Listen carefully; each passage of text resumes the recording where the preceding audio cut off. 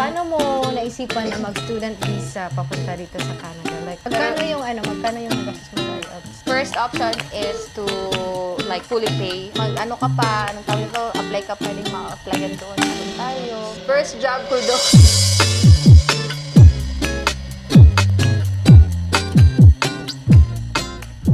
Hello! Welcome! Hello! Meet Gina! Hi! Nag-meet kami ni Gina sa Bisaya Bisaya Party. Yes. Pero hindi tayo Hindi tayo close noon. hindi tayo Si Janelle close pa eh. ang close ko noon. si Janelle. So, i-introduce mo yung self mo, te, tapos saan ka sa atin? Okay. And what year ka graduate? Anong age mo?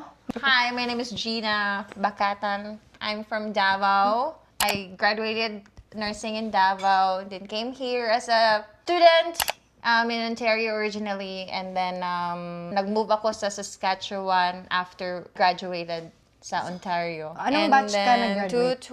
2020. Pwede tanti ka graduate sa Ontario. Sa Ontario. Pero sa Pinas, Sa Pinas, 2013. after mong makapasa ng board exam sa Pilipinas, ano yung ginawa mo? Ang nursing journey ko noon is, after ko nakapasa, nag-apply agad ako sa Cebu. Nag-apply naman ako sa nurse doon for 1 year. And then, bumalik din ako ng Davao. Nag-nurse na din ako doon.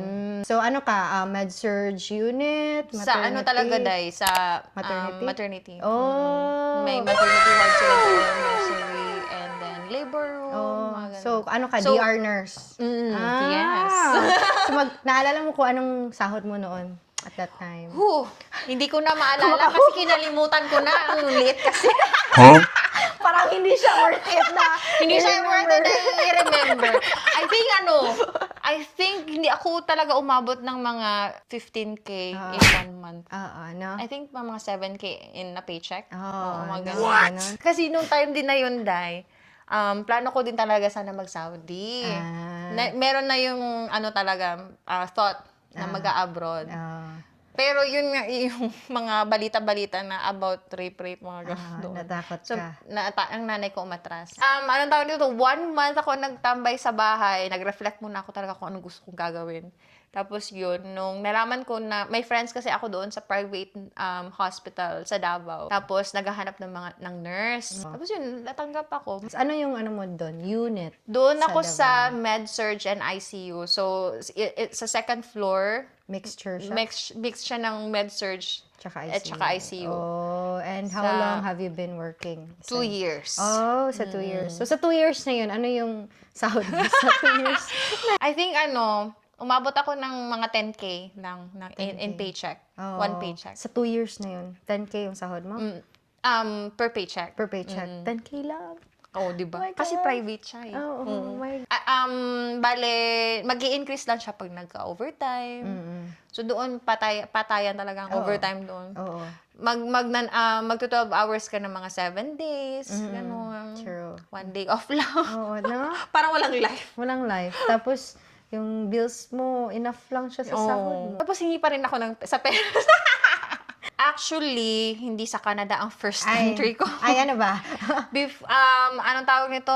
Doon ako dapat sa UK. Kasi nandun yung mga barkada ko. So, sa Davao City, nag-apply ka for UK.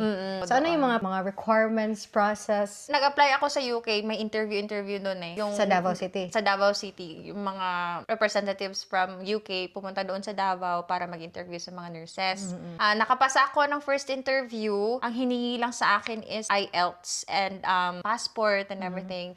May IELTS na sana ako noon. Kaso, na-delay siya kasi ang resulta ng IELTS ko hindi dumating. Ngayon, nagko-contemplate na naman ako, baka hindi para sa akin ng UK. Kasi ang tagal na umabot ata yung mga 3 months, 4 months ako nag-antay talaga. Hindi dumating ang IELTS results ko. Kasi kailangan nila ng physical na resulta. May tita kasi din ako sa Ontario, pamilya sila dyan. Parang fire ako, mag-work sa healthcare dito. Nag-stop na ako, parang nawalan ako ng pag-asa doon sa UK. Kasi nag-wait. Nag-wait ako ng mga how long. Nag-IELTS ka without even knowing or wala kang concrete plan kung saan ka pupunta. Yes. Oh, Mga ganun. so yung IELTS mo, ano yun? General? ACAD? ACAD. Kasi Yun di lang ba yung score ko minsan nun. may requirements na dapat IELTS, ACAD ang kukunin mo, dapat IELTS. Kasi parang sa UK ka. Kailangan ACAD. Oh. Tapos, nung nag-student visa ako dito, Dapat yan. ACAD din. ACAD din. Oh. So, academic din yung in-applyan ko. In fairness naman, nakapasa. Char. So, dalawang beses ka nag-IELTS?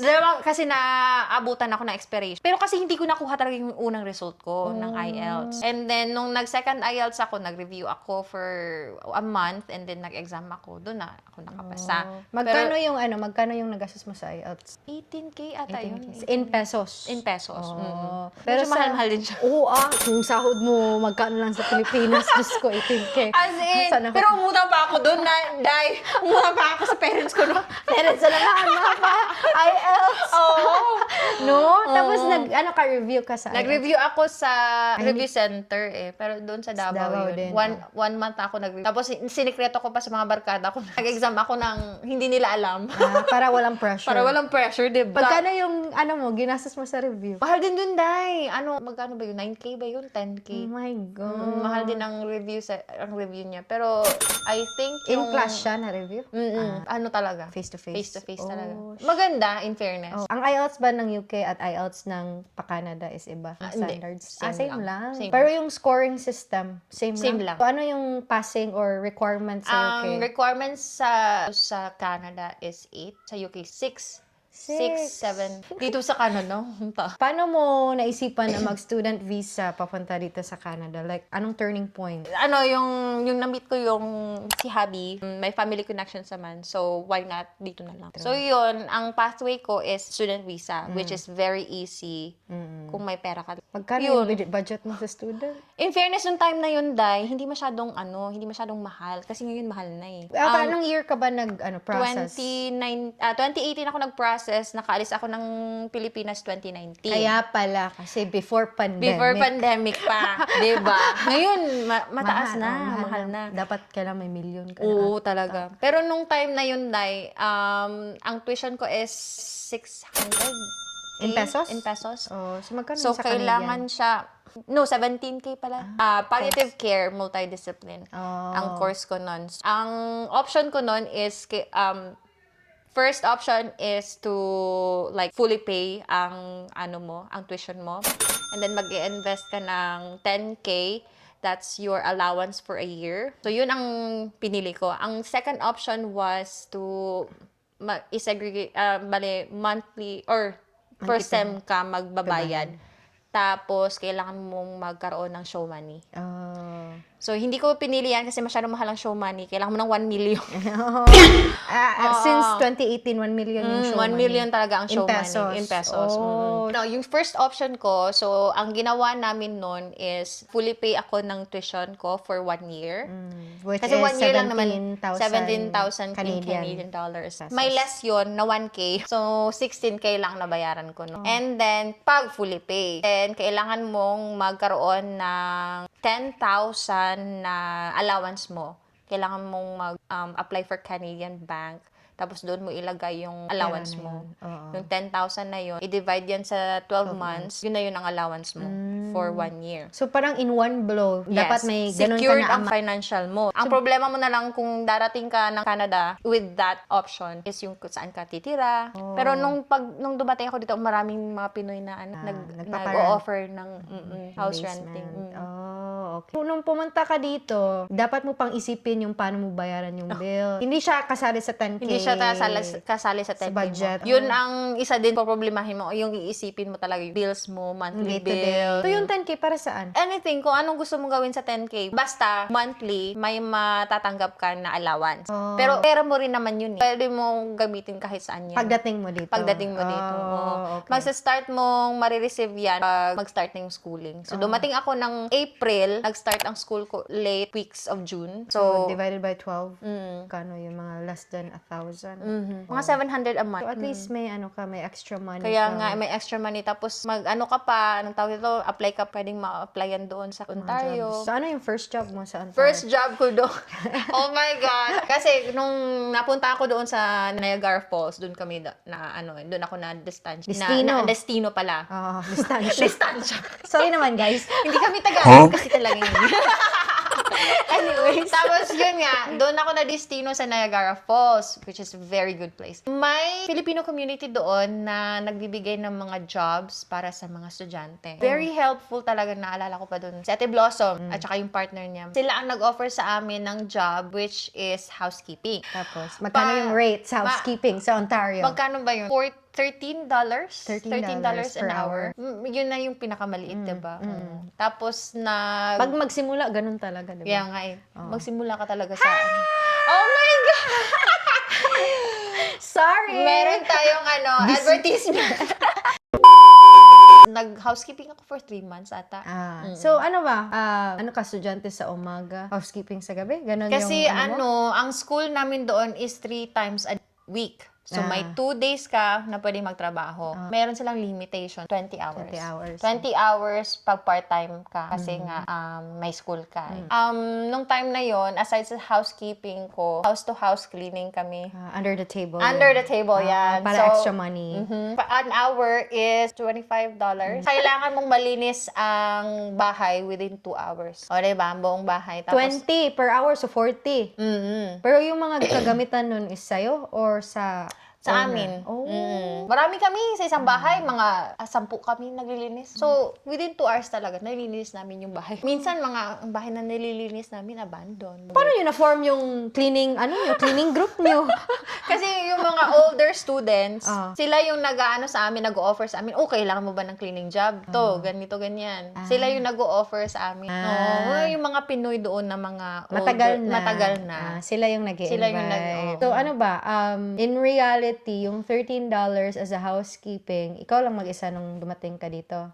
Ano ba siya? Livable ba siya as a student visa na $13 per hour yung part-time job mo na ang limit is 20 hours lang sa isang week? Livable ba siya sa province of Ontario? Actually, hindi. Hindi talaga. Hindi talaga. Kasi nung, di ba, mga may allowance ako. So, nabibili ko pa yung gusto ko. Through sa allowance mo? Through sa allowance ko. Tsaka parang yung bills ko na babayaran through sa allowance ko din. Tapos parang extra na lang yung mga cash jobs. or or cash yung mga jobs. Or yung kahit yung sa sa housekeeping. housekeeping ko na job noon. Yeah, parang hindi talaga kasi mahal ang Cost of living din. mahal talaga ang cost of Magkano yung rent na. mo nun? Magkano ba yun? Kasi may roommate ako nun eh. In one room, 750. So, ang binabayaran ko is 375. Something. 750 sa isang room. So, dalawa kami. Okay. Nag-divide kami. So 325. 25 pala. Na yun. 75. Basta yun. Ano ba tayo?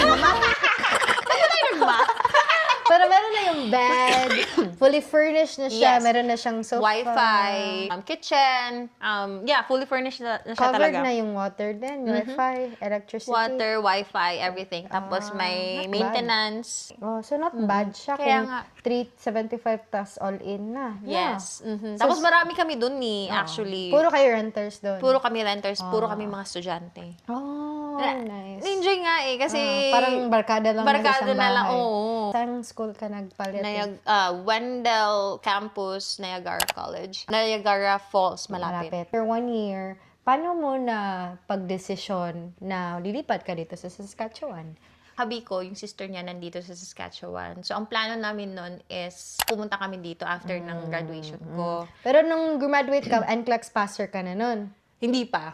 Wala pa akong nursing nun. Wala ka pang Hindi pa ako lisensya? nag-start ng nursing nun. Oh. Kasi ang inuna namin yung PR. Yung PR. Oo. So, pumunta kami dito kasi may kilala si Ate Mary Ann, yung sister-in-law ko, sa Harwood Manor na nagbibigay ng papel. So, pumunta ka from Sponsorship. Ontario, student visa, lumipat ng Saskatchewan. Tapos may nag-offer ng papel, kaya dito ka Yes. lumipat. Si Harwood ang nagbigay sa'yo ng working visa? Yes. And then, from working visa, in-applyan mo din ng PR? Sila ang nag-sponsor for PR. For PR Bali, din. ang pathway ko nun is nominee. Provincial nomination. Hindi LMIA, ganon. May Lamia pa rin siya eh. Kaso, unlike sa yung ibang Lamia na mahal, parang nabayaran lang ng employer ko is 200 lang. 200, si Harwood. Sa Harwood. So parang working permit na yon as well as PR. Yes. Pero yung pag-process ng mga papers sa'yo, Ako. Ako lahat. Siya lang yung nagbibigay ng papeles. Papeles. Pero ako lang yung Oh. nag-apply talaga for PR. In-applyan ko din yung si Kim. So, So, hindi ka naman yun. natakot na from Ontario, lilipat ka ng Saskatchewan? Hindi naman. Kasi from city to a province, countryside In life. fairness, hindi naman. Kasi may kakilala din ako dito. Yung sister-in-law ko, andito naman. So parang okay lang. okay lang. Pero nung nandoon ako sa Ontario, ako lang mag-isa. So, ako pa mag-isa noon for 6 months. As in, yung surviving skills mo, day. Ano talaga? Pagbubuhat. As in, grocery, di ba? Hindi ka naman sanay mag-grocery. Tapos, as in, ang bus nila doon is scheduled. Oo. Alas 8, kailangan mong gumising Nandun ng ka na. maaga. Oo, true. Tapos, ang daming estudyante. Daming pila. Daming pila. Si husband, si Kim is yung husband niya. Kailan siya pumunta? Nandun na siya November. At that time. sa Ontario or nung nandito? Sa Ontario pa muna siya. Dumating siya ng Ontario. Nag-snow pa. First day of snow. Sobrang lamig. So, ano yung niya? Pathway niya? Ano yun? Open work permit siya, dai. So, sa immigration kasi, inaalaw nila yung family member na pumunta dito para to help for financials. So mga spouse. Yes, spouse. Jowa. To medyo strict siya pag medyo Jowa. strict siya pag jowa kasi kailangan ng Madaming maraming requirements. papeles. Kailangan mo ng proof na magkasama kayo sa isang bahay, ganyan. Mas easy pag kasal na lang. Life mo sa Ontario, nakita ni Kim, ni Hubby, yung life mo doon sa Ontario before Yes. kayo lumipat dito. Nagstay siya doon. So, November siya, nagstay kami doon until December. Ang trabaho niya is housekeeping din. Same company. Same company. Oh. Pero different hotel. Kasi ako sa bigger hotel ako siya doon sa isang hotel lang din. Pero same rate. Same rate. And then si Hubby is nurse. OR tech siya sa OR Tech. Philippines. After nun, lumipat kayo dito. Si Harwood Manor, nag-communicate muna kayo bago ka lumipat dito. Hindi, nandito na ako noon. Nandito ka na dito. Nag-apply ako sa kanya physically talaga. Nagbigay ako ng resume. Yes. So, meaning, Kasi si Ate Mary Ann, doon siya nag-work sa Harwood. Before, oo nga. So, parang inintroduce ako ni Ate Mary Ann sa manager Harwood, ng oo. Harwood. So, parang mabait naman yung Manager manager. doon. Kaya tinanggap ako. aware si manager na student visa ka pa yung yes. time na yun. And ano talaga siya, nagbibigay talaga siya ng papeles sa mga estudyante. Ano ba tong manager mo? Anong lahi siya? Puti. Oh, Canadian. puti. She is Canadian. Oh. But I think hindi na siya manager dyan. Parang sa, iba na ata iba na yung ang manager may-ari na, ngayon. Yung magkano yung rate mo dun sa... Ano ba? Ang rate ko nun is 16 ata. 17. Parang ganun. 17. Nag-increase siya yearly. Ano yung pinasukan mong trabaho sa Harvard? CCA. CCA. Or personal support worker. Kasi wala akong ano tawag nito, wala akong lisensya for CCA. Kaya ako tinanggap kasi may Nurse nursing bachelor's degree Yeah, ka. yun. Ano naman talaga yung siya. pathway Kaya dito, nga. diba? So, alam ni manager na nursing degree ka sa Yes. Pilipinas, kaya tinanggap ka Kaya niya. tinanggap niya ako. So, yung starting with talaga dito as a working visa na is CCA. CCA. Kasi Support- CCA kasi personal dito support, sa CCA personal kasi support dito sa worker. Saskatchewan, guys. Sa Ontario is tawag nila is personal support worker. Yes. Para hindi ka mag-school ulit as a nurse, mag-CCA ka dito and then Yeah. pag PR ka na, dun ka na mag-challenge sa nursing license mo. Sa Harwood, ilang years ka doon or ilang 2 years ako doon eh. So, nung nakuha ko yung PR ko, tinapos ko lang yung 2 years contract ko. talagang Tapos umalis insaktong ako. 2 years. Insaktong 2 years. Nagalit nga yung manager. Ginamit mo lang. Ginamit ko lang daw siya. Pasensya naman po. Gusto ko talaga Kung mag-nurse. nakikinig ka man, Hindi niya siguro maintindihan. I love huwag ka na maglagay ng ng subtitle. Nag-start ako sa Harwood Manor. 21, 22. So, 2022, umalis ako April. Nag-PR na ka. Na-PR ka na. Na-PR na ako niyan. Bali, nagantay lang ako ng PR ko within 11 months. So, ang bilis, no? Kaya nga, nung time na yun, kasi hindi pa, Kasi ganun yung mga time. Mga before pandemic ata. Oo, true. Mas mabilis, Yes. diba? After ko nakuha yung PR, umalis agad ako. So, As in, agad-agad? After ng nag 2 years talaga. On that same date. Kapal ng pagmumukha mo! As in talaga. Pero wala naman. No hate from the manager. So, pero nag-change naman sila. Tandaan nila, ay binagbigay ako ng papel. Pwes! Baka ikaw yung Ay, kaya ikaw nga yung eh. whistleblower. Kaya nga, baka ako pala. So parang may ano na siya sa mga Pinoy. Oo, Pero hindi naman. may trauma siya sa mga Pinoy. Pero at least, di ba, tinapos ko yung 2-year contract. Ano ba siya? Alam nga naman, di ba? True. So within 2 years na yon, CCA ka, but were you working on becoming Yes, an RN dito? anong tawag nito, nag-review ako by myself. Self-review ka. Pero within that time, I don't know if you know about NNAS. So, nag-NNAS ako. I applied for NNAS and nag-apply ako ng Saskatchewan license, Ontario, and Manitoba. Alberta. Ano ba talaga? Alberta! Sa Alberta, Ontario, Pero and then Saskatchewan. that was a mistake, Dai. Kasi Hindi pwede tatlo. hindi pwede tatlo eh. Dalawa lang. Isa lang actually. Okay lang naman. Ang gastos kasi. True. Yun talaga ang main. So ang ginawa ko, pinili ko na lang yung Ontario ko na lisensya kasi nag-waive sila ng English proficiency. True. Same. Yeah. At saka yung Saskatchewan talaga na lisensya is masyadong stricto sila. True. Kailangan comparable talaga yung... Pero yung sa akin, comparable naman. Kaso lang nga, yung English proficiency ko, ayoko na mag-IELTS. Pangalawang beses na ako nag-IELTS. Tama na. As in, nag-exam ako ng NCLEX dito sa Saskatoon. So, yun nung nag-resign ako, nag-apply ako sa BDCC as a CCA and recreation. So, PR ka na nito? PR na ako niyan. So, 3 months ako sa BDCC before ako nag-fly again To Ontario. Nag-fly ka sa Ontario for the reason na... For the reason na andun yung lisensya ko. Oh. And then, ang plan is, parang doon na kami talaga titira. Oh, okay. So, parang nung nakapasa ka ng NCLEX, yung in-applyan mo na for license is Ontario and Saskatchewan. Tinapos mo lahat yung Saskatchewan process and Ontario ko license before ka nag-fly. Before ako nag-fly talaga. Oh, so paano mo na buha yung requirement na English dito sa Saskatchewan? Kung hindi ka nag-IELTS, na-cover ba dahil nag-CCA ka sa Harwood? Hindi. Ano? Kasi Student? may recommendation from my employer sa Ontario. Ontario. Yung housekeeping ka pa? Hindi. What do you mean? Like, nung nagpunta ako before ako nag-Ontario ulit? Di ba nag-CCA ka dito.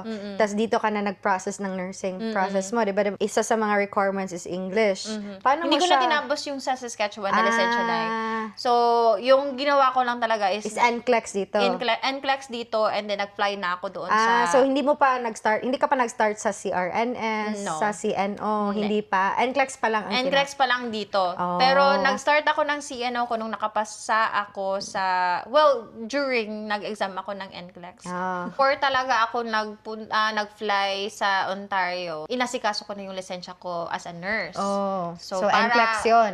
NCLEX. And NNAS. then NNAS. Oo. And then, ano pa ba yun? I think yan lang, Day. Oo, yan lang. Ano Paano pala? nga na-waive yung English proficiency mo? Meron dun sa wala na silang no need na requirements for Sa CNO. Sa CNO. Ay, baka dahil kay student ka, kaya winave. Oo. Kasi sa akin, winave sa akin dahil nag-CCA ako for 2 years. Kasi may experience ka na CCA. nag-speak ka ng English for like how many years? English Yes. na community Communication. or environment. Yes. Oo, kaya winave yung English. Yung sa'yo, winave yung English mo dahil nag-school Dahil nga ka. nag-school ako sa Ontario. Sa Ontario. Sa Ontario. So, bumalik ka doon and doon ka nakakuha ng lisensya as a nurse Yes. sa CNO. Oh. And plus, may recommendation letter ako ata from my employer. Sa Harvard. Na, I'm able to speak English, ganyan. So, despite na layasan mo sila, Binigyan pa ako ng wave English ka. Kasi nung nag-apply din ako sa CNO, sa kanya pa ako nun eh. Okay, gotcha. Kasi within the... Yung timeline na nag-CCA ka doon, NCLEX ka na. Nag-ongoing process ako sa NNAS, NCLEX, and then CNO. Okay. And then yung nagkaslisensya ka na sa CNO, doon ka na lumipad Yes. ulit. So, bakit naisipan mo na Ontario ulit after mong nakakuha ng PR dito? Kasi yun nga, nung na-experience ko yung life doon sa Ontario, masyadong... Lively? very, masyado siyang... Mas happy siya doon kesa dito. Malungkot dito. Napaka-peaceful kasi ako, lumaki talaga ako sa city talaga, sa Davao eh. Oo. Same. Diba? At saka naka-experience ko din yung sa Cebu. Oo. Na-miss ko yung life na yon kaya bumalik kami sa Ontario. And I thought na magstay kami doon. Forever. So, nung lumipat ka na sa Ontario ulit, PR na kayo this time, ano yung first job mo as a nurse? Nag-nurse ka na doon? Nag-apply ako doon. Before ako pumunta ng Ontario, nag-apply ako ng online. So, natanggap ako sa Pembroke Regional Hospital. Oh. And then, tinanggap nila ako. Sobrang bilis lang. Nag-panel interview and then online. Oh, Yes. pwede lang pala yun, no? And then, I think wala nang COVID nung time na yun. 2023. Nung Bumalik kayo doon. Ewan ko kung totoo ba, pero si Saskatchewan ang nagbigay sa'yo ng PR. Di ba dapat magstay ka dito? For how many years? Yes, nabasa ko yan. Okay lang. Kasi kung mas malaki ang sahod mo sa destination mo, province mo, okay lang. Oh, okay. Hindi i-revoke or PR mo. resident. Hindi i-revoke. Kasi kung feeling mo, kung sa tingin mo na mas malaki ang sahod mo doon sa kabilang probinsya, Oh, pwede so lang. okay lang. Oh, okay. Hindi ka naman na-ping or whatever na. No. Oh. Wala naman. Oh. In fairness. Oh. Tinanggap pa rin ako.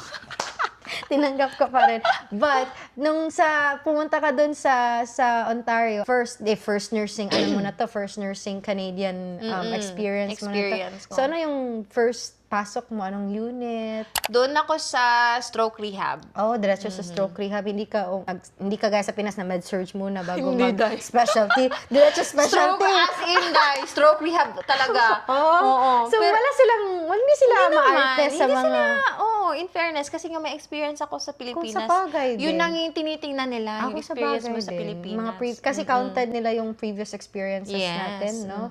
Oh, so yun yung parang basihan nila na diniretso ka sa specialty. Yes. So, kumusta naman yung first Canadian RN experience? In fairness, I felt that I belong in Pembroke Regional Hospital. Talaga, namimiss ko na nga sila. Gusto ko talagang bumalik doon. Kaso nga lang, with the reason na masyadong mahal ang Ontario. Kaya, Parang, gusto mo na. mas pinili ko na lang talaga na mas... Saskatchewan. Oo, Malaking Saskatchewan. adjustment ba na as a nurse sa Pilipinas, tapos ngayon nag-nurse ka na sa Canada, parang madami bang adjustments, madaming differences? I would say, kasi tayo yung mga Filipino nurses, very resourceful tayo, di ba? Mahilig tayong maggawa-gawa ng mga paraan kung paano natin gagawin yung mga mag-solve ng puzzle. Di ba? Kasi dito, masyado silang nagre-rely sa mga machines. Yes. Pero nung nag-Ontario ako, nung nasa Pembroke ako, akala ko talaga mag-online charting na. Hindi pa rin pala. Dahil nagkakaano na ako. So, May kalos na ako. Handwritten din doon. Din So, ano doon. yun? Pero kasi doon sa Pembroke, yung small town siya eh. So hindi pa siya hindi pa siya updated talaga. Other hospitals like doon sa Ottawa, Updated sa na yung Toronto, mga, updated na sila doon. Gano'ng kakatagal nagstay doon sa Pembroke? 1 year lang. 1 year? Kasi parang pinano ko na lang na mag-transfer ng lisensya dito. Ang requirement kasi, kailangan pa rin 'di ba ng IELTS or Dito sa English Saskatchewan. proficiency dito sa Saskatchewan. So, na-wave 'yun. Kasi nag-work ka doon. nag-work ako doon. Kailangan lang ng 1 year experience. Mabilis lang yung pag-transfer ko ng lisensya. Ano yung rate mo pala sa hospital doon sa Ontario? 34 yung starting doon sa Pembroke. Pembroke. Ano yung, ang tawag nyo? Limit? Or About sa Maximum. maximum pay nila is 49. 49? Parang same lang dito. Dito, di ba 50? 50, oh. Parang $1 lang ang difference. Kaya Pero, nga eh. ganun. Pero ang starting natin is 38. 38. Oo, doon is 34. Akala ko dahil Ontario, malaki yung starting doon. Hindi din pala, no? Depende Sila ang din. pinaka-lowest dahil. Akala ko kasi pag nasa city ka, malaki yung rate. Hindi pala. O syempre, 34, tapos sa Ontario ka, mahal Kaya talaga, nga di eh. ba? Ang Saskatchewan yung pinakamataas na rating. Pero as a this nurse. year, as a nurse. Pero this year, ang pinakamataas is ang Alberta na. Kailan kayo lumipat Dito? sa Saskatchewan? Kung August siya dumating. August din. So So, nag 1 year siya doon. Oh! So, 1 year pa siya doon. So, August, summertime na yun, Day, kasi mahirap pag Malamig. winter time eh. Kayo So, lumipat dito. kami dito, August din the next year, 2024. 2 ako pumunta ng Ontario. 2023 ako bumalik dito ng August. Nung nurse ka na dito na PR na, 2023. 2023. Doon ako sa Ontario for 1 year, tapos bumalik kami dito kasi mahal nga doon. Lumipat ka dito, so may CRNS or Saskatchewan nursing license ka na. Day, nung nag-apply ako ng CRNS, sobrang bilis. Oo. Sobrang bilis kasi may Ontario license ka na. Kasi Kinort mo lang. need nila ng nurse. True! Kasi ang dapat nun talaga, kailangan ko pa mag-antay ng, kailangan kong i-renew yung lisensya ko sa Pilipinas. Pero dinisregard nila yan. Hindi So, na-counted. hindi na-counted. Ang inano nila is yung lisensya ko sa Ontario. Dinisregard nila lahat ang lisensya ko sa Pilipinas. Ang requirement, ang mga paperwork, ang experience ko sa Pilipinas. Para lang talaga na mapabilis yung lisensya ko. Nag-Saskatchewan ka, may CNO license ka, nililipat mo na lang yung CNO mo dito. Ang kinuha lang from the Philippines is yung experience. Wala na yung license sa Pilipinas. Yung experience ko na lang. Pumunta ka dito sa Saskatchewan, nag-hospital ka na. So, kumusta yung practice nila dito sa ICU compared sa practice natin sa ICU sa Pilipinas? And how is it being a med-surg nurse? I wanna be young, I wanna be alive.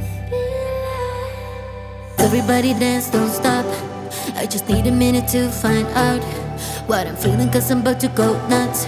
I've been waiting for this my whole life. Wanna do it again 3, 4 times.